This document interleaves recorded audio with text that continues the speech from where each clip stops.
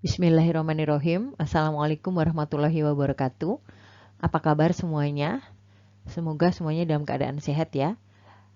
Kali ini Ibu akan membahas materi evaluasi usaha. Sebenarnya apa yang dimaksud dengan evaluasi usaha?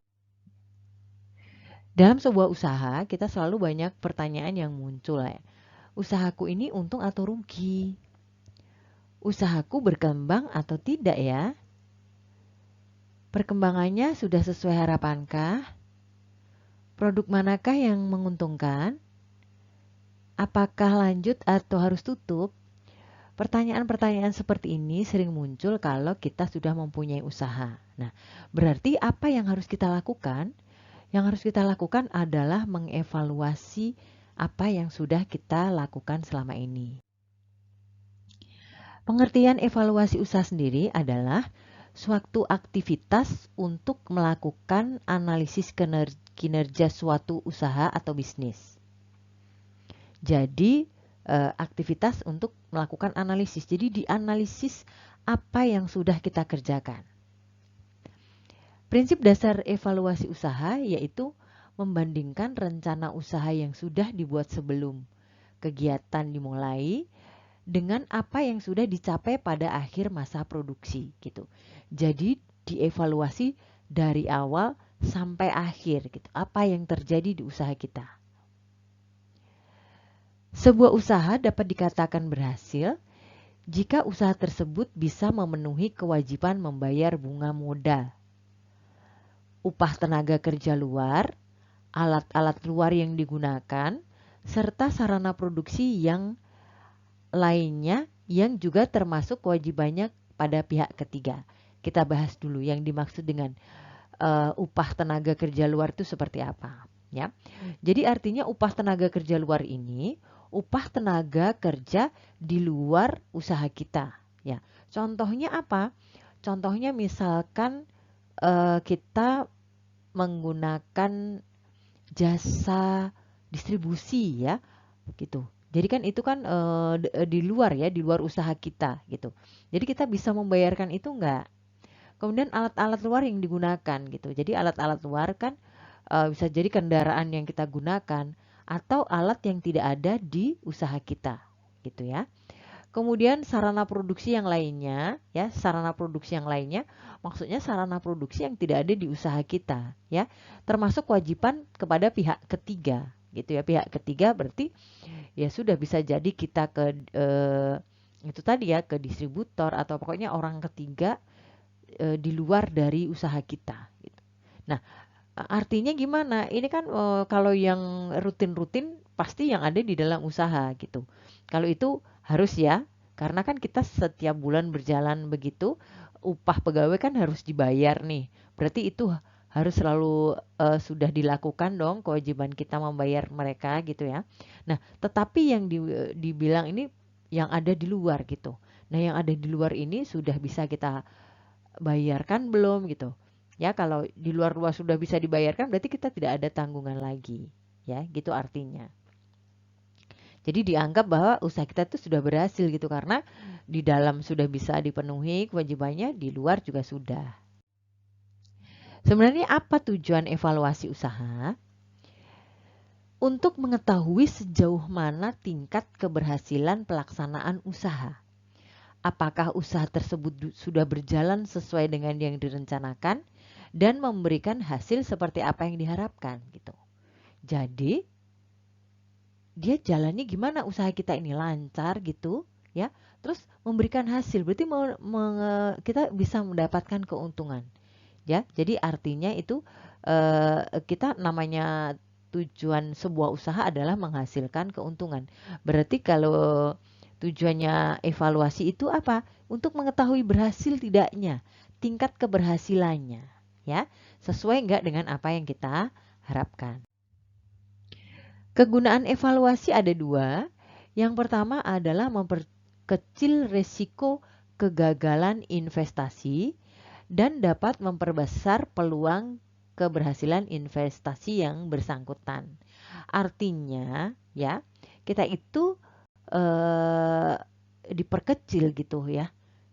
Ya, diperkecil resiko kegagalannya itu diperkecil gitu. Itu adalah tujuannya evaluasi. Ya, artinya itu begini loh ya. Kita itu kan kalau mengadakan evaluasi usaha, itu kita lihat ya, kan dari awal sampai dengan akhir. Artinya, nah sepanjang perjalanan ini tuh bagaimana dia tuh lancar nggak gitu ya. Nah, otomatis ini tuh digunakan untuk apa sih? Untuk kan jangka berikutnya. Jadi artinya investasi tuh usaha kita selanjutnya itu bagaimana ya. Jadi diperkecil risiko kegagalannya. Itu makanya yang selama berjalan ini kita evaluasi di akhirnya supaya kedepannya nanti itu tidak gagal gitu. Ya. Kemudian memperbesar peluang keberhasilan investasi yang bersangkutan. Yang berikutnya adalah untuk memandu pemilik dana agar dapat mengoptimalkan penggunaan dana yang dimiliki gitu. Artinya gini, kalau sebuah usaha itu sudah berhasil, maka dia dapat profit dong ya, dapat keuntungan dan dia mempunyai dana lebih gitu. Nah, setelah dana yang didapatkan itu diterima ya, maka dia setelah melakukan evaluasi bisa mengoptimalkan ini tuh mau digunakan untuk apa nih gitu ya, mau digunakan untuk apa yang berikutnya gitu. Jadi bisa untuk memandu. Oh, kita di usaha di bidang makanan itu berhasil. Maka gimana kalau ini kita investasikan lagi untuk usaha yang berikutnya yang sama-sama makanan. Nah, seperti itu. Jadi memandu karena melihat dari keberhasilan sebelumnya. Bagaimana tahap-tahap evaluasi usaha? Yang pertama adalah analisis aspek pasar. Analisis aspek pasar digunakan untuk mengetahui berapa besar luas pasar. Artinya kalau luas pasar itu eh, eh, konsumen kita itu sebanyak apa gitu. Kemudian pertumbuhan permintaan dan pangsa pasar dari produk yang bersangkutan. Jadi seberapa besar permintaan atau pangsa pasar terhadap produk kita, ya. Jadi untuk mengetahui itu.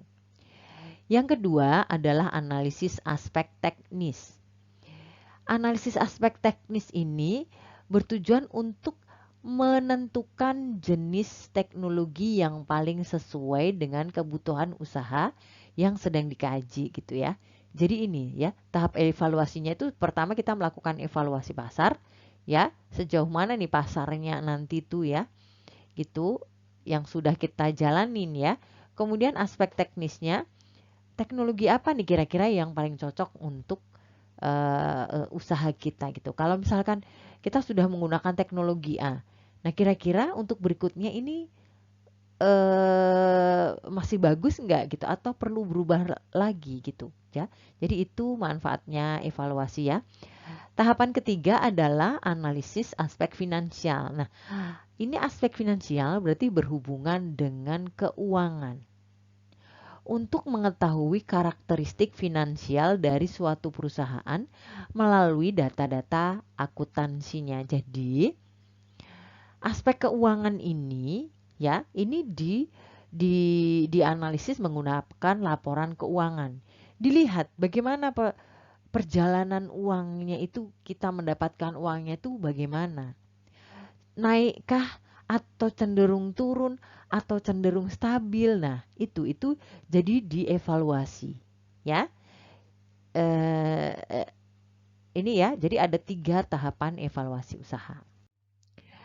Berikutnya adalah analisis kelayakan usaha. Nah, beda lagi. Tadi analisis ya evaluasi usaha, nah sekarang analisis kelayakan usaha. Sudah kita bahas di semester sebelumnya yang dimaksud dengan layak ya, sebuah usaha dikatakan layak itu bagaimana ya? Dikatakan layak kalau dia itu memungkinkan untuk memenuhi kebutuhan konsumen dan juga menguntungkan bagi kita. Begitu ya, itu dikatakan sebuah usaha dikatakan layak. Nah, analisis kelayakan usaha ini dilakukan untuk mengetahui sejauh mana tingkat keberhasilan pelaksanaan usaha, apakah usaha tersebut berjalan sesuai rencana, dan akan memberikan ini mirip dengan evaluasi usaha ya. gitu. Cuman kalau namanya analisis kelayakan usaha itu, jadi tuh kita tuh bisa melihat gitu ya, usaha kita itu nanti layak nggak kita untuk bikin plan B untuk usaha kita berikutnya ya. Contohnya, misalkan kita sudah mempunyai usaha A di bidang makanan kering nih ya, misalkan kayak biskuit gitu ya. Nah, kita analisis selama 1 tahun ini kira-kira laku nggak usaha kita gitu ya. Disukain sama konsumen, kemudian menguntungkan bagi kita nggak gitu ya. Seperti itu. Nah, kalau misalnya kita itu untung dan kita profit, maka usaha kita dikatakan layak. Berarti kalau usaha kita sudah dikatakan layak, maka kita berhak untuk membuat plan B usaha kita. Oh, kita bikin anak perusahaan. Atau oh, kita bikin usaha atau usahanya tetap, tetapi kita bikin produk yang berbeda dari produk semula. Kalau yang pertama misalkan biskuit begitu, oke, yang kedua tetap makanan nih, tetapi coba coklat atau permen atau apa begitu. Ya, seperti itu. Itu namanya anak-anak anak cabang perusahaan begitu ya. Seperti itu. Itu adalah fungsinya dari analisis kelayakan usaha.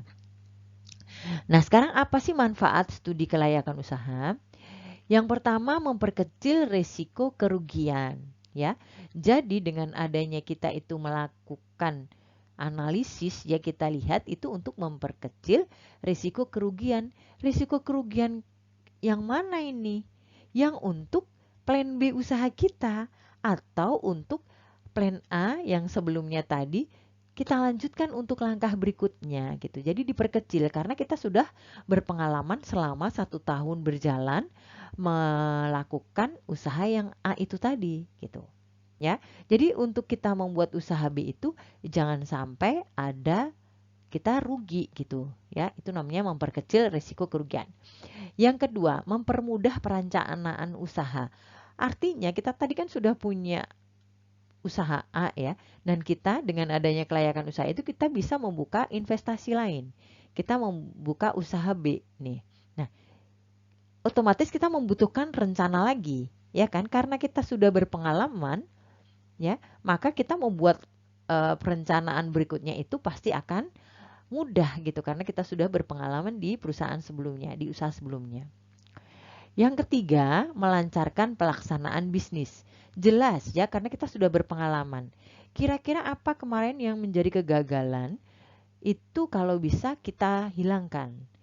Kira-kira kemarin apa ya yang bisa membuat usaha kita itu maju? Nah, itu yang patut kita capai terus, kita pertahankan begitu ya. Jadi itu namanya untuk melancarkan pelaksanaan bisnis. Yang berikutnya adalah mempermudah melakukan pengawasan. Jelas ini ya. Karena kita sudah tahu nih, misalkan, oh kemarin itu kita itu terjadi penyimpangan di bagian-bagian A, B, C, D gitu misalkan. Nah, sekarang kita sudah tahu. Maka semua bagian harus kita awasi supaya tidak terjadi kecurangan-curangan gitu. Ya, supaya kita bisa mengendalikan ini ya, mempermudah proses pengendalian gitu karena kita sudah tahu bagian mana dari kelemahan usaha kita sebelumnya. Kemudian yang berikutnya adalah hal yang perlu dievaluasi dalam sebuah usaha.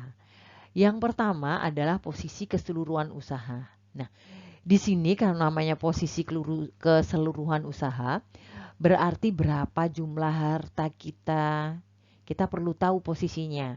Kemudian hutangnya ada berapa, rata-rata pengeluarannya, pendapatan bulanan atau pendapatan bersihnya berapa setiap bulan ya, atau omsetnya itu namanya kita mengawasi secara keseluruhan dari posisi usaha kita.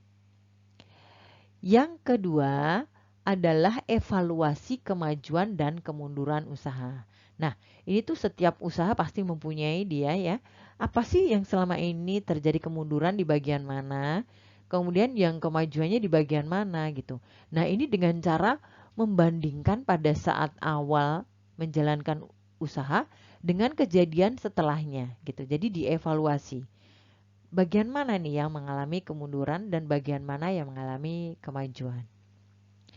Yang ketiga, yang perlu dievaluasi adalah melakukan langkah perbaikan atau pengembangan gitu. Ya. Nah, perhatikan pada penjualan yang menurun. Oke, berarti pada penjualan yang menurun maka perlu dilakukan langkah perbaikan. Kemudian ya, mana bagian yang mengalami kenaikan, berarti perlu dikembangkan begitu ya. Kalau terjadi penurunan, kita harus mencari letak kesalahannya ada di mana, karena kita menentukan langkah-langkah perbaikan selanjutnya. Yang keempat, yang perlu diawasi adalah dievaluasi itu adalah memikirkan target usaha. Ya, targetnya ini perbaikan atau pengembangan usaha gitu. Ya, kalau namanya perbaikan berarti banyak penjualan kita yang menurun gitu. Nah, kita lanjut nggak nih usaha kita? Kalau kita lanjut, maka kita harus mengalami perbaikan-perbaikan di segala bidangnya, ya di keseluruhan usahanya. Tetapi kalau mengalami kenaikan, maka kita perlu pengembangan usaha yang bisa disebut dengan diversifikasi ya, atau pengembangan di segala bidang ya, bisa produknya, bisa pemasarannya gitu ya. Seperti itu. Hal-hal yang dievaluasi pada suatu usaha, yang pertama adalah kondisi keuangan usaha. Untuk mengetahui maju mundurnya usaha, kita perlu mengukur kinerja usaha kita melalui evaluasi keuangan. Jadi yang pertama dilakukan evaluasi itu adalah di keuangannya. Karena keuangan merupakan tolok ukur maju enggaknya usaha kita ya, kita profit enggak gitu. Yang kedua kondisi pasar. Naik turunnya kondisi pasar sangat berpengaruh pada roda usaha ya. Contohnya kayak gini, masa pandemi Covid gitu, ternyata permintaan pasar itu menurun gitu. Nah, itu kita evaluasi. Kira-kira apa yang bisa kita lakukan untuk memperbaiki kondisi pasar ini gitu. Apa produk kita yang kita ubah gitu ya, atau cara pemasaran kita yang kita ubah, seperti itu. Yang ketiga adalah pasar usaha sasaran. Indikator kegiatan usaha yang sehat atau berhasil ditandai dengan tepatnya pemilihan terhadap kebutuhan atau selera, biaya, kenyamanan, dan komunikasi dengan konsumen, serta pemilihan SDM yang tepat gitu. Jadi namanya pasar usaha sasaran atau kita sering menyebutnya sebagai pasar sasaran, itu adalah kita melihat sejauh mana konsumen kita itu merasa puas dengan produk yang kita berikan gitu ya, yang kita jual gitu. Nah, hal ini berpengaruhnya terhadap apa gitu?